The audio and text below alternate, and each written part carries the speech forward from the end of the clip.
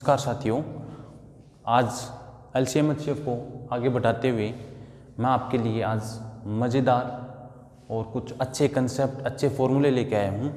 चलिए देखते हैं। दो संख्याओं का एचसीएफ तथा एलसीएम क्रम से 15 तथा 300 है।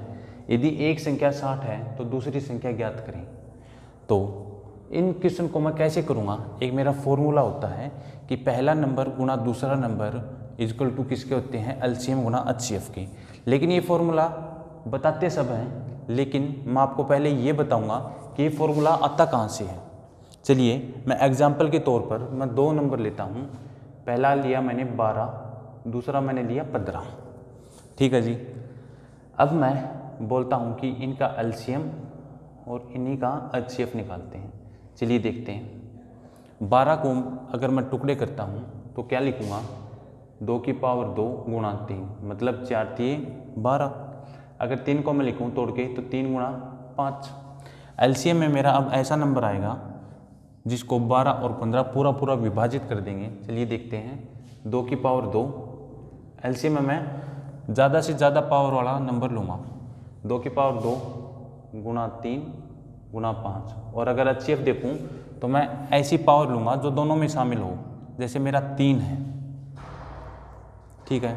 अगर मैं एलसीएम कैलकुलेट करता हूँ, 2 दूनी 4 3 12 पंजो 60।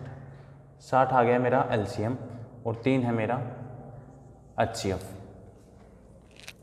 अब अगर मैं देखूँ, एक बात ध्यान से देखना कि मेरा फॉर्मूला क्या होता है कि पहला नंबर गुणा दूसरा नंबर बराबर होते हैं एलसीएम गुणा एचसीएफ के। ठीक है जी। अब मैं देखता हूँ कि पहला नंबर मेरा कितना है, 12, दूसरा नंबर है मेरा 15। तो 12 गुणा 15 ये किसके बराबर होंगे, एलसीएम मेरा 60 है और एचसीएफ मेरा 3 है। अब अगर यहाँ से मैं देखूँ 12 और 15 की मल्टीप्लाई 180, 12 और 15 की मल्टीप्लाई तो आप याद कर लीजिए 180 होती है। ये बहुत बार आपके जब आप क्वेश्चन सोल्व करोगे तो बहुत बार आएगी 180। अगर इस साइड से मैं देखूँ 6 3 18, यहाँ से भी 180। तो अब आपको ये फॉर्मूला समझ में आ गया होगा कि कहाँ से आया है कि एलसीएम गुणा एचसीएफ बराबर किसके होता है, दोनों नंबर की मल्टीप्लाई के बराबर। चलिए अब अपने क्वेश्चन पे आते हैं। मेरा फॉर्मूला है पहला नंबर गुणा दूसरा नंबर और गुणा एलसीएम गुणा एचसीएफ। मैंने आपको बता ही दिया है कि ये कहाँ से आता है। चलिए देखते हैं। दो संख्याओं का एचसीएफ एलसीएम 15 और 300 है। 300 मेरा क्या है दोस्तों, एलसीएम, और 15 मेरा है एचसीएफ। और ये किसके बराबर दे रखा है, यदि एक संख्या उनमें से 60 है, मान लिया मैंने पहली संख्या मेरी 60 है।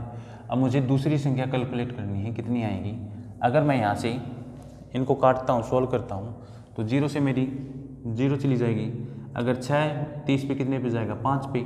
तो दूसरा नंबर बच्चों मेरा कितना आ जाएगा, 15 5 75। अब यहाँ से मैंने देखा सी ऑप्शन मेरा 75 है। अब देखिए, थोड़ा सा स्मार्ट वर्क करने की कोशिश करिए। मुझे ये पता लग गया कि पहला नंबर गुणा दूसरा नंबर मेरे किसके बराबर होते हैं, एलसीएम इंटू एचसीएफ के। अब मैं बच्चा तो होने के बार बार इस फॉर्मूले को लिखूंगा, ऐसे सोल्व करूंगा। मैंने ये देखा कि एलसीएम और एचसीएफ की गुणा होती है 15 गुणा 300 और नंबर उनसे डिवाइड होता है। तो मैं डायरेक्ट यहाँ से देखूंगा 0 से 0, 6 5 30 और 15 5 75, ऐसे करके मैं मेरा सी ऑप्शन डायरेक्ट आंसर लगा दूंगा। चलिए साथियों, अगला क्वेश्चन देखते हैं। सेम टू सेम उसी प्रकार का जैसे मैंने पिछला क्वेश्चन करवाया कि दो संख्याओं का एचसीएफ तथा एलसीएम क्रम से 8 तथा 48 है। 8 गुणा 48 ये हो गया मेरा एलसीएम इंटू एचसीएफ। और इनमें से एक नंबर दे रखा है मुझे 24, तो मुझे एक नंबर मेरा कैलकुलेट करना है। तो मैं कैसे करूँगा, 24 दूनी 48 और 8 दूनी मेरा क्या नंबर आ गया, 16। तो मैं यहाँ से राइट आंसर लगाऊंगा। सॉरी, ये गलत लिखा गया है, 16।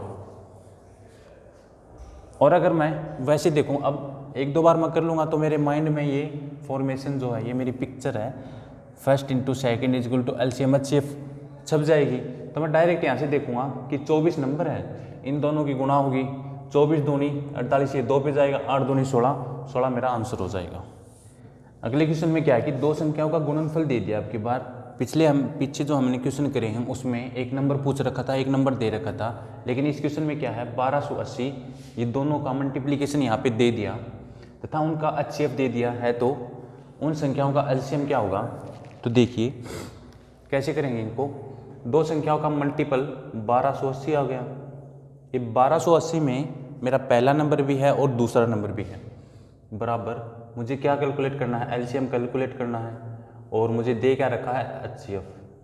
तो 8 से मैं इसको डिवाइड करूँगा, कितने पे जाएगा 8 एकम 8 बच गया 4 48, 8 6 48 और 0, तो मेरा बच्चों एलसीएम कितना आ गया 160। तो इसलिए मेरा राइट आंसर 160।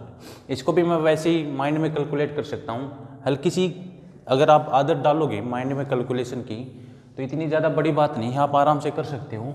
मुझे ये पता है मल्टीप्लिकेशन है तो 8 से डिवाइड करना पड़ेगा, 8 से डिवाइड करने के बाद जो आएगा मेरा एलसीएम होगा, तो मैं डायरेक्ट डिवाइड करूँगा। 8 एकम 8 48 बढ़ गया, 8 छिक्के मैं 6 देखते ही ऑप्शन में ये आंसर टिक कर दूंगा। अगला क्वेश्चन देखते हैं कि दो संख्याओं का गुणनफल 20,736 है तथा उनका एचसीएफ 54 है, तो उन संख्याओं का एलसीएम क्या होगा। देखिए मैं इनको इस क्वेश्चन को कैलकुलेशन करके भी बताऊंगा और कैलकुलेशन को कैसे ऑप्शन से करनी है वैसे भी बताऊंगा, तो ध्यान से देखना। मेरी 20,736 पहले और दूसरे नंबर की मल्टीप्लिकेशन दे रखी है और मेरे पास एलसीएम निकालना है मुझे, और एचसीएफ मेरा है 54।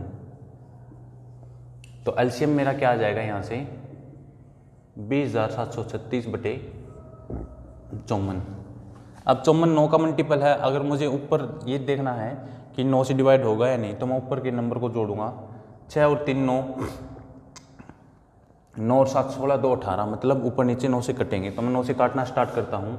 9 छिके 54, 9 दूनी 18, यहाँ बच गया 2 27, 9 3 27, उतारा 3, टूटे भाग की 0 और 9 चौके 36। अगर मैं अब इसको 6 से काटूंगा तो कितने पे जाएगा 6 3 18, 6 3 18 बच गया 50, 6 8 48 और 24, 6 चौके 24, 384 मेरा राइट आंसर होगा ऑप्शन डी।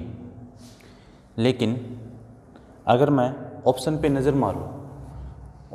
मारूं, मैंने क्या किया है, एलसीएम इज इक्वल टू 20,736 और इसको डिवाइड किया है 54 से। ठीक है जी। अब अगर मैं ज़्यादा नहीं हल्का सा अगर मैं दिमाग लगाऊं तो मैं ये देखूं कि 4 को मैं किससे मल्टीप्लाई करूं कि मेरा 6 आ जाए। 4 के पहाड़े में 6 कब आता है 9 और 4 पर 4 चौके 16 और 4 निमे 36, 4 गुणा 4 16 और 4 गुणा 9 36, मतलब एक 4 पे और एक 9 पे। इसका मतलब क्या है कि जो मेरा आंसर होगा उसकी लास्ट डिजिट मेरी या तो 4 होगी या 9 होगी। अगर 4 और 9 दोनों ऑप्शन में होती तो मैं फिर पूरा कैलकुलेट करता इसको, लेकिन क्या है मैंने देखा 4, तो सिर्फ 4 मेरा एक ही ऑप्शन में है, 9 तो है ही नहीं, तो मुझे पूरा कैलकुलेट करने की ज़रूरत ही नहीं है, तो इसलिए मेरा ऑप्शन डी राइट आंसर हो जाएगा। तो पेपर में करने का तरीका सही ये है टाइम बचाने के लिए। चलिए धन्यवाद, आशा करता हूँ आपको अच्छा लगा होगा। कमेंट करके मेरे ज़रूर बताइएगा कि कहाँ कुछ डाउट है या नहीं, तो मैं उसको क्लियर कर दूँगा। आज के लिए इतना ही। हैप्पी होली।